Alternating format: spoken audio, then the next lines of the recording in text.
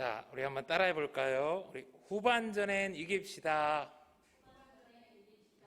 네, 우리 사랑하는 성도 여러분, 코로나와 무더위로 정말 힘든 시간 보내셨는데요. 어떻게 휴가 좀 다녀오셨나요?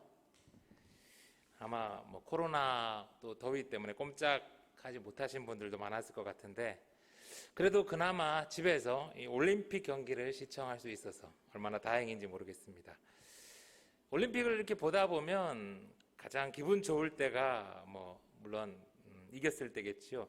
특별히 이렇게 지고 있다가 이렇게 역전해서 후반전에 이기면 정말 더 기분이 좋은 것 같아요. 반대로 잘 하다가 이제 후반전에 역전당하면 정말 또 속이 상하고요. 성도 인생도 마찬가지인 것 같습니다. 우리가 인생의 전반을 어떻게 살았는지 참 중요하지만 천국을 소망하는 우리 성도에게 정말 무엇보다 더 중요한 것은 인생의 후반을 어떻게 사느냐이지요. 오늘 말씀을 통해서 우리 인생의 후반전에는 꼭 다 이기는 우리 예수 생명의 모든 가족들 되기를 소망합니다. 우리는 지금 계속해서 마가가 들려주는 예수님의 이야기를 듣고 있습니다. 마가복음 1장을 제가 설교할 때도 이미 말씀드렸듯이 마가는 복음을 이렇게 전할 때 그냥 생각나는 대로 이렇게 막 전한 것이 아니라 그가 배우고 경험한 바를 바탕으로 최선의 노력을 다했어요. 특별히 로마에 있는 사람들에게 예수님이 누구신지, 예수님이 무엇을 하셨는지를 알려주기 위해서 마가는 오늘 특별히 예수님의 행적을 이렇게 구분해서 기록하고 있습니다.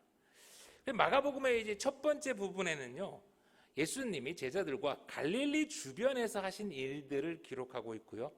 두 번째는 예수님이 예루살렘까지 가는 그 여정 가운데 있었던 그런 일들을 기록해 주고 있어요. 그리고 마지막으로 이제 예루살렘에서 예수님과 제자들 가운데 어떤 일이 일어났는지 그것을 구분해서 이렇게 마가는 우리에게 들려주고 있지요. 오늘 우리가 읽은 마가복음 8장 22절부터 26절까지는요, 예수님이 벳세다에서 맹인을 고치신 이 사건이에요. 근데 이 사건으로 예수님의 갈릴리에서의 공생애는 이제 끝이 납니다. 그리고 이어지는 27절부터 예수님과 제자들이 예루살렘으로 가는 그 여정, 두 번째 여정이 시작되는 거예요. 여러분, 예수님께서 이 갈릴리에서 정말 많은 이적을 베푸시고 또 말씀을 하셨잖아요. 그런데 오늘 마가는요, 이 예수님의 첫 번째 갈릴리에서의 사역을 마치면서 그 많은 말씀과 기적들 가운데 특별히 이 벳세다 맹인을 고치신 이 사건을 이제 마지막으로 배치해서 우리에게 들려주는 거예요. 왜 그랬을까요? 분명한 이유가 있습니다. 지난주 설교를 잘 들으신 분들은 이미 눈치를 채셨을지도 모르겠네요. 이사야서 35장 5절부터 6절까지의 말씀을 다시 한번 들어볼게요. 그때에 맹인의 눈이 밝을 것이며 못 듣는 사람의 귀가 열릴 것이며 그때에 저는 자는 사슴같이 뛸 것이며 말 못하는 자의 혀는 노래하리니. 못 듣던 사람의 귀가 열리고 그 입을 열어주신 예수님이 이제 맹인의 눈까지 밝혀주시는 이 벳세다 맹인 고치시는 사건을 전하면서 마가는 오늘 나사렛 예수님이야말로 이사야 선지자가 예언한 이스라엘이 그토록 기다렸던 메시아라는 것을 말하는 거예요.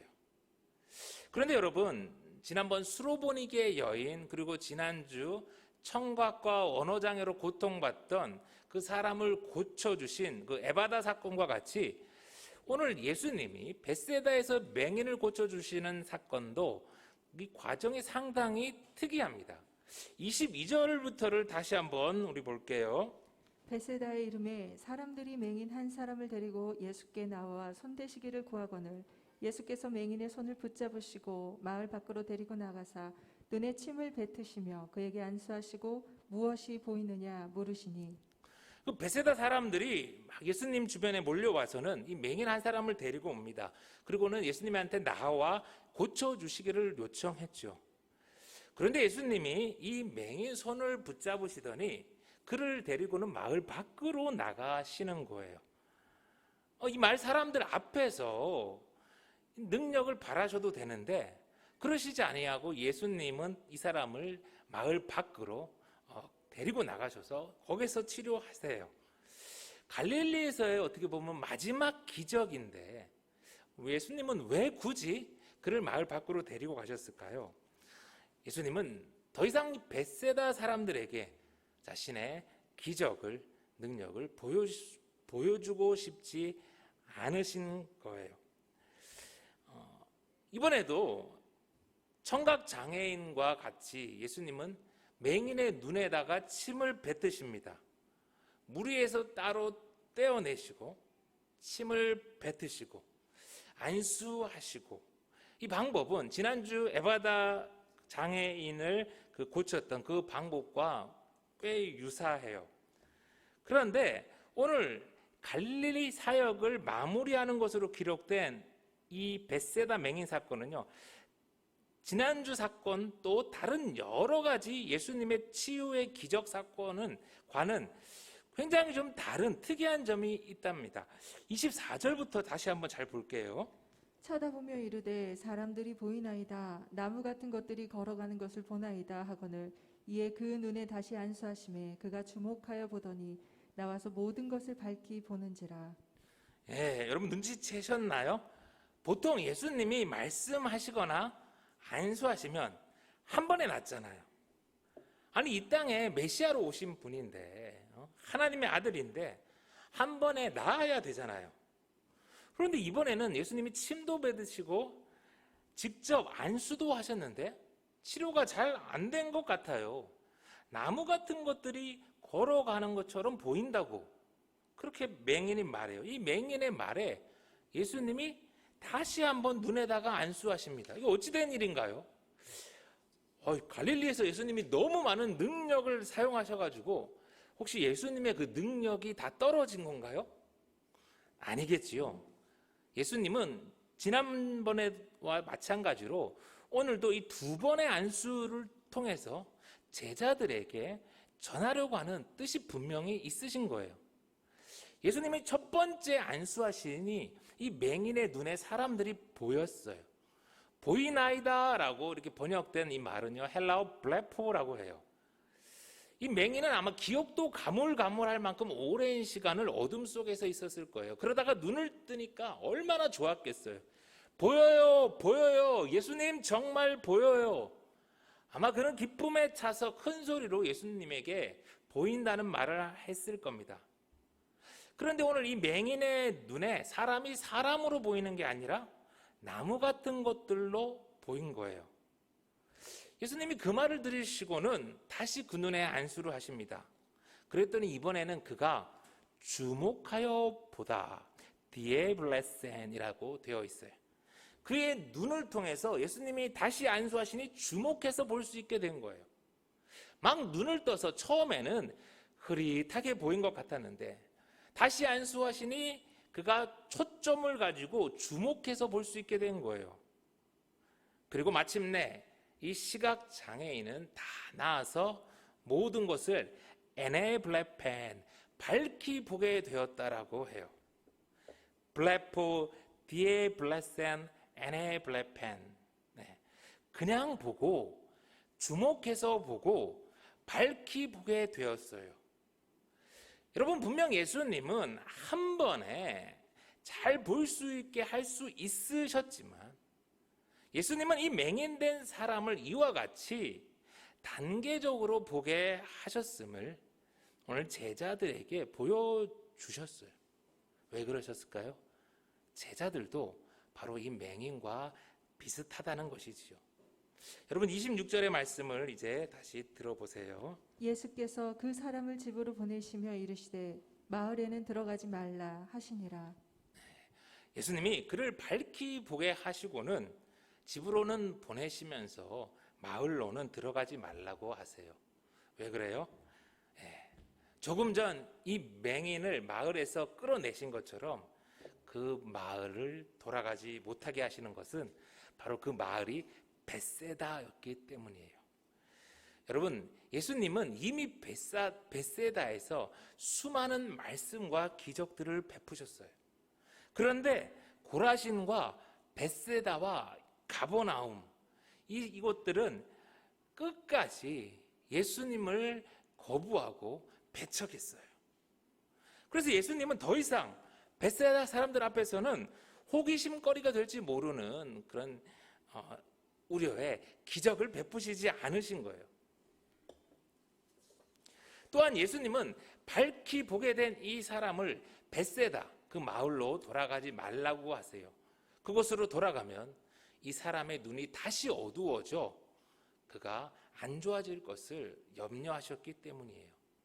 여러분, 사람들은 그렇습니다. 벳세다로 돌아가면 영의 눈이 다시 어두워질 거예요. 은혜를 통해서 다시 보게 된 성도는요, 과거의 잘못된 삶으로 돌아가서는 안 됩니다. 성도는 은혜 받았으면 표대를 향하여 앞으로 달려가야 해요. 예수 생명의 모든 가족들이 그런 앞을 향하여 달려가는 성도들 다 되기를 간절히 소망합니다. 여러분, 이제 마가는요, 갈릴리에서의 예수님 사역을 정리하고 27절부터 예수님이 제자들과 예루살렘으로 가는 그 여정을 전해줍니다. 그런데 분명히 갈릴리에서 예루살렘으로 가려면 남쪽으로 가야 되는데 도리어 오늘 예수님은 갈릴리에서 북쪽으로 한 40km 올라가야 하는 가이사라 빌립보라는 곳으로 가요. 제가 한 20년 전쯤에 성지순례로 이제 가이사라 빌립보라는 것을 갔는데요. 정말 깜짝 놀랐어요. 이스라엘은 다 광야 뭐 이런 곳인 줄 알았는데 헬몬산과 그 주변 높은 곳에서 이제 물들이 다 흘러 모여서 엄청난 그런 강과 이 숲을 이루는 거예요. 거기서 막 래프팅도 하고 해요, 사람들이. 아마 예수님은 예루살렘으로 십자가를 지러 가시기 전에 제자들과 마지막 추억 여행을 떠나신 게 아닌가 그런 생각이 들었어요. 아마 제자들도 거기서 물놀이도 하고 그러지 않았을까 생각해 봐요. 예수님이 그런 제자들의 모습을 문득 바라보시면서 우리 제자들이 얼마나 성장했는지 궁금하셨을 것 같아요. 그래서 문득 질문을 하나 던지십니다. 27절의 말씀. 예수와 제자들이 빌립보 가이사랴 여러 마을로 나가실새 길에서 제자들에게 물어 이르시되 사람들이 나를 누구라고 하느냐. 28절에 보니까 제자들이 답을 했죠. 사람들이 예수님을 세례 요한이라고 합니다. 또 더러는 엘리야, 또 더러는 선지자 중에 하나라고 그렇게 답을 했죠. 제자들이 예수님의 질문에 객관적인 답을 참 잘한 것 같아요. 그러나 예수님은 세상의 사람들이 예수님에 대해서 뭐라 생각하는지 그 부분에 대해서는 사실 별로 관심이 없었던 것 같아요. 예수님의 관심은 줄곧 제자들에게 있었어요. 첫 번째 질문은 순전히 에피타이저 같은 거죠. 두 번째 질문이 바로 제자들을 향한 예수님의 진정한 물음이었어요. 갈릴리 사역을 마친 예수님은 어떻게 보면 이제 잠시 쉬는 시간 동안 후반전을 시작하기에 앞서 중간고사 문제를 제자들에게 내신 거예요. 29절의 말씀을 다시 한번 들어보세요. 너희는 나를 누구라 하느냐. 베드로가 대답하여 이르되 주는 그리스도시니이다 하매. 상당히 갑작스러운 질문일 수도 있었겠지만 예수님의 이 질문에 베드로는 멋진 대답을 합니다. 주는 그리스도십니다. 어떻게 보면요, 여기까지 딱 보면요, 예수님의 갈릴리 사역은 참 성공적이었고 제자들도 이 전반전을 훌륭하게 잘 마친 것 같아요. 그런데 여러분, 이 부분이 굉장히 중요한 말씀이거든요. 우리가 정말 좀 잘 이해했으면 좋겠어요. 예수님의 질문에 베드로가 주는 그리스도십니다라고 고백했잖아요. 우리가 잘 알듯이 그리스도라는 말은 기름 부음을 받은 자라는 헬라어예요. 히브리어 메시아를 헬라어로 번역한 거예요. 그러니 이 베드로의 고백은 주는 메시아입니다라는 뜻이죠. 그런데 오늘 이 베드로의 고백은 헬라어 원문으로 보면요, 주는이라는 말이 없어요. she라고. 그냥 당신은이라는 말이에요. 당신은 그리스도입니다. 당신은 메시아입니다라는 고백입니다. 한글 번역을 과하게 한 것 같아요. 7장에서 수로보니게 여인은 분명히 이방 여인이지만 처음으로 예수님을 향하여 큐리어스, 주님이라고 고백했어요.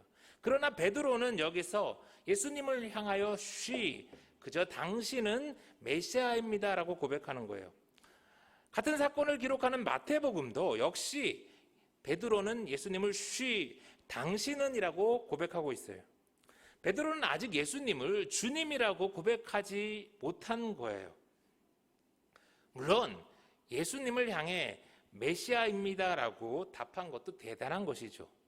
그래서 예수님은 베드로를 칭찬하시면서 내가 한 것이 아니라 성령께서 답하게 하신 것이라 그렇게 칭찬을 하시죠.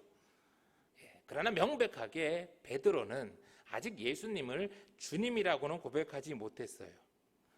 베드로의 이 좀 애매한 이런 답에 예수님이 베드로를 향하여 심화 테스트, 질문을 이어가십니다. 베드로의 답변을 듣고 나서 예수님은 인자가 많은 고난을 받고 장로들과 대제사장들과 서기관들에게 버림받아 죽임을 당한다는, 또 사흘 만에 다시 살아날 것을 비로소 가르치셔요. 이제 곧 자신에게 닥칠 비참한 미래를 알려주시는 거예요. 그러면서 제자들에게 물으시는 거죠. 나는 이제 죽으러 가야 하는데 너희는 어떻게 할 것인가? 이것이야말로 전반전을 마친 제자들에게 향한 예수님의 진정한 중간고사 문제였죠. 그때 베드로가 어떻게 대답을 합니까? 베드로의 본 모습 나오잖아요. 32절. 드러내놓고 이 말씀을 하시니 베드로가 예수를 붙들고 항변하매. 베드로가 예수님을 붙들고 항변했다고 했어요. 역시 한글 성경이 베드로를 좀 이렇게 잘 이렇게 부드럽게 이렇게 하려고 이렇게 항변했다고 표현하고 있지만 헬라어 원문은요, 베드로가 예수님을 붙들고 꾸짖다, 책망하기 시작했다라고 되어 있어요. 베드로는요, 예수님을 아직 주님이라고 인정하지 못했어요. 베드로는 예수님을 그리스도, 메시아라고 생각했어요. 베드로는 예수님을 로마로부터 이스라엘을 회복시키고 다시 다윗의 영광을 재현해줄 메시아로, 새로운 왕으로 기대하고 여기까지 따른 거예요. 다른 모든 제자들도 마찬가지였습니다. 그런데 이제 와서 예수님이 뭐라고 하시는 거예요? 예수님이 이스라엘을 회복시키고 새로운 왕이 될 것을 기대하며 여기까지 왔는데, 아니 이제 와서 고난을 받고 죽겠다니요. 이게 무슨 날벼락 같은 소리입니까? 아니 우리가 그동안 무엇 때문에 이 고생을 하면서 여기까지 따라왔는데, 베드로는 예수님을 향하여 이건 말도 안 되는 소리라고 지금 예수님을 붙들고 꾸짖는 거예요. 베드로는요, 예수님을 블레포, 보기는 봤어요. 사람들은 예수님을 세례 요한으로, 엘리야로 생각했지만 그래도 베드로와 제자들은 예수님을 따르면서 디에 블레센, 예수님을 주목해서 메시아로 보고 따른 거예요. 그러나 아직 에네 블레펜, 밝히 보지는 못하고 있어요. 갈릴리 전반전을 마친 베드로와 제자들은 여전히 예수님을 걸어 다니는 나무처럼 흐릿하게 볼 수밖에 없었어요. 입으로는 예수님을 메시아라고 고백하며 제자라고 스스로를 생각했지만 정작 그들은 예수님과 다른 길을 걸어가고 있었던 거예요. 제자지만 다른 길을 가려는 베드로를 향해 예수님은 말씀하세요. 33절입니다. 예수께서 돌이키사 제자들을 보시며 베드로를 꾸짖어 이르시되 사탄아 내 뒤로 물러가라. 내가 하나님의 일을 생각하지 아니하고 도리어 사람의 일을 생각하는도다. 사랑하는 성도 여러분, 입으로 예수님을 주님이라고 고백하는 게 전부가 아닙니다. 많은 교인들이 예수님을 주님이라고 고백은 하지만 실상은 자기가 자기 인생의 주인으로 살고 있잖아요. 예수님과 같은 길을 가야 제자인 겁니다. 그래야 진정 예수님이 내 삶의 주님 되시는 거예요. 베드로를 향해서 사탄아 내 뒤로 물러가라 말씀하신 예수님은 지금도 입으로만 떠들고 예수의 길을 막는 교회들을 향해서도 동일하게 경고하세요. 그러나 스승의 멱살을 잡고 그러면 안 된다는 베드로의 모습에 우리 예수님이 낙심하실 만도 한데 예수님은 책망만 하지 낙심하시지도 포기하시지도 않으십니다. 왜요? 예수님은 바로 벳세다 맹인처럼 제자들도 조금씩 그들의 영의 눈이 열릴 것을 아시기 때문이에요. 베드로가 지금은 나를 걸어가는 나무처럼 보지만 아직은 나를 새로운 왕으로 여기며 따라왔지만 훗날에는 그가 자기의 십자가를 지고 예수의 길을 따를 것을 아시기 때문이에요. 그래서 예수님은 제자들을 사랑하시되 끝까지 사랑하셨어요. 이제 예수님은 제자들에게 진정한 제자의 길을 말씀하시지요. 34절의 말씀입니다. 무리와 제자들을 불러 이르시되 누구든지 나를 따라오려거든 자기를 부인하고 자기 십자가를 지고 나를 따를 것이니라. 사랑하는 성도 여러분, 분명 베드로는 전반전을 망쳤습니다. 그러나 그런 베드로였지만 예수님은 끝까지 포기하지 않으셨어요. 사랑하시되 끝까지 사랑하셨어요. 예수님의 그런 사랑 때문에 훗날 베드로는 자기를 부인하고 자기 십자가를 지고 끝까지 예수님의 길을 따랐죠. 아니 베드로뿐만 아니라 다른 모든 제자들도 가룟 유다를 빼고는 다 그리 했어요. 여러분 우리도 그렇습니다. 우리 인생 전반전 돌아보면 엉망이잖아요. 그러나 그럼에도 그런 우리를 예수님이 포기하지 않으시고 끝까지 사랑하세요. 오늘도 주님은 권능의 오른손으로 우리를 안수해 주시고 조금씩 말씀으로 우리의 영의 눈도 열어주실 거예요. 여러분 그림 하나 띄워주세요. 제가 백신을 맞고 어제 오후 집에서 이렇게 예배 준비를 하고 있는데 또 급하게 연락이 온 거예요. 건물 전체에 파이어 알람이 울려서 소방차가 한 3대, 구급차가 이렇게 출동했더라고요. 이제는 자주 있어서 많이 놀라지는 않는데 좀 힘들죠. 와서 보니까 이게 실내 흡연 때문일 수도 있고 습기로 인한 오작동일 수도, 정확한 원인은 모르겠는데 어쨌든 그런 원인 때문에 이렇게 파이어 알람이 울렸고 이제 난리가 또 났었던 것이죠. 오후에 한바탕 홍역을 치르고 이제 다시 돌아가서 예배 준비를 하는데 참 몸도 마음도 많이 지쳐 있는데 밤 10시에 또 연락이 온 거예요. 파이어 알람이 울려서 이게 어떻게 될지 모르겠다고. 그래서 다시 이제 이 건물로 나와가지고 수습을 하는데 상가 임차인 분들 여러분들이 이제 오셔서 저에게 그러시는 거예요. 목사님 이거 혼자 번번이 너무 고생하신다고 비상 대처하는 법 저희들한테 좀 가르쳐 주면 목사님 없을 때는 이제 자기들이 이제 좀 어떻게 도와보겠다고. 지난 3년간 이 건물 관리 때문에 이게 매번 많이 힘들었는데 어제 그분들의 그 말이 얼마나 제게 큰 위로가 되고 힘이 되었는지 모르겠어요. 상가에서 목사로서 이거 섬기는 거 진짜 그만하고 싶었는데 어제 그분들의 말을 듣고 참 감동이 되면서 예수님처럼 조금 더 사랑으로 내가 섬겨야겠다라고 그런 마음을 먹었습니다. 여러분 그냥 살기도 참 힘들잖아요. 그런데 제자로 살아가려니 얼마나 힘드세요. 그래도 우리 포기하지 말고 우리 후반전 끝까지 한번 달려보아요. 우리에겐 절대 우리를 포기하지 않으시는 예수님이 계시잖아요. 한 걸음 한 걸음 예수님의 길을 따라갈 때 예수님은 세상 끝까지 우리와 함께 하실 거예요. 너희는 나를 누구라 하느냐? 우리 주님의 물음에 제자의 길로 우리 정직하게 답할 수 있는 저와 여러분 다 되기를 간절히 소망합니다.